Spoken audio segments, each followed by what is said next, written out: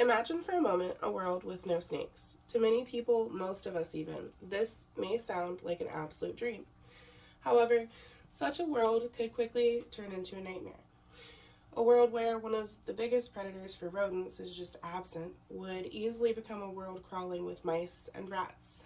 It doesn't stop there either.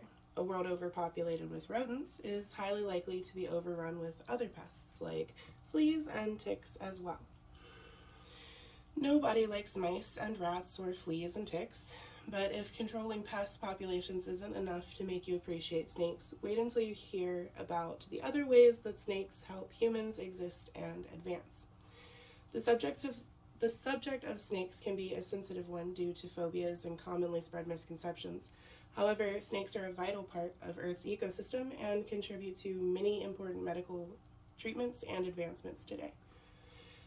I have a fondness for all reptiles and enjoy advocating for their conservation.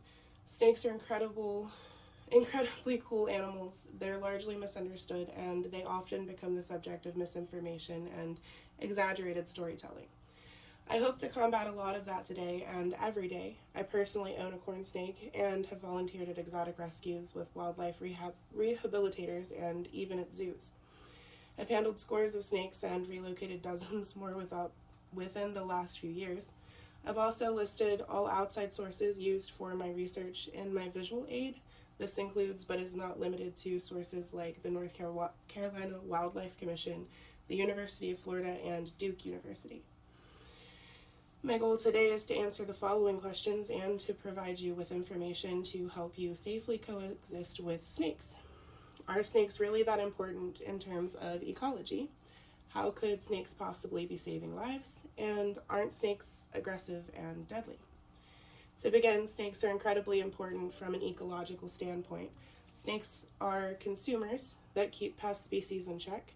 Snakes directly control population sizes of pests like rodents. Nicolette Cagle with Duke University explains that increases in rodent populations would be a problem for agriculture, for the spread of disease, and for plant biodiversity, which we can break down further in this discussion. On the topic of disease, snakes help control pests like fleas and ticks by inadvertently consuming those that live on the body of prey animals. This further helps to reduce the spread of diseases. Without snakes, diseases would spread and could mutate more easily. As far as biodiversity goes, an increase in rodent populations means that there are more organisms feeding on plants. Biodiversity would also be negatively impacted by the increase of vector species, as well as a decline in predatory and scavenging species. Cagle explains that snakes are right in the middle, serving as food to large birds of prey like hawks, in addition to keeping rodent populations in check. This means that in addition to being important predators, they're also important prey for things like bobcats, bears, foxes, other things higher in the food web. If understanding their ecological significance hasn't quite swayed you, let's discuss their medical potential. Venom is an invaluable tool in the realm of science and medicine. Probably the most obvious use for snake venom is the production of antivenom, which is one of the biggest contributing factors in our country's low mortality rate when it comes to snake bites. According to the Indiana Times, peptides modeled using snake venom can potentially reduce the progression of neurodegenerative diseases like Alzheimer's and Parkinson's before they have a chance to advance. Snake venom is also used in the production of a blood pressure treatment medicine called captopril. And then proteins within venom are being used as a potential component in treatments for cancers such as breast cancer. According to Frank Markland, a biochemistry professor at the University of Southern California, not only did an injection of this protein inhibit the growth of tumors, but it also slowed the growth of blood vessels that go into the tumors. Now that we have a better understanding of both the ecological and medical importance of snakes, I'd like to combat one of the most common misconceptions surrounding snakes and offer suggestions for safely coexisting with them. Many people operate under the myth that snakes are aggressive creatures. That is simply untrue. Snakes are not aggressive, but rather they become defensive when they perceive a threat. Andrew Moore with North Carolina State's College of Natural Resources explains that snakes are not aggressive towards humans. The only time they might become aggressive is if someone tries to pick one up or disturbs one. Even then, most of them are just trying to crawl away or get to a better situation.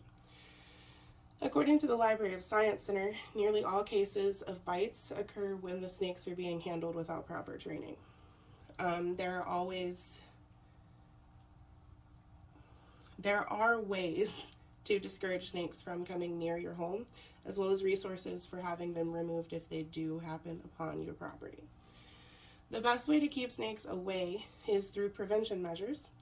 There aren't really any repellents that are proven to be effective against snakes. Many of these things that are sold as repellents are actually detrimental to the environment and or your health. Mothballs is a good example. They're terrible for the environment, and they're also terrible for your health, and they're illegal when used in ways that are not directed on the label. Keeping your grass mowed, removing debris and trash from your yard, making sure all cracks and crevices are properly sealed, and checking shoes that have been left outside are all ways that you can discourage snakes from taking up residence around your property. Directories exist that list people who will relocate snakes for you if you do have a problem where you have a snake and you have to get rid of it for reasons, whether you have children or pets, safety concerns. If relocators aren't available, then you can call state wildlife agencies, and they often have people who will come out and help you. As a last resort, a lot of pest control companies will come out and dispose of snakes. According to North Carolina's Wildlife Commission, removing one snake is not going to stop another from taking its place. I would compare it to being an employee somewhere and you leave your job and then someone else takes your place. When one snake is removed, it leaves a hole that needs to be filled in the food chain. When food sources become abundant because there's like that missing component, then it just attracts more predators in the end.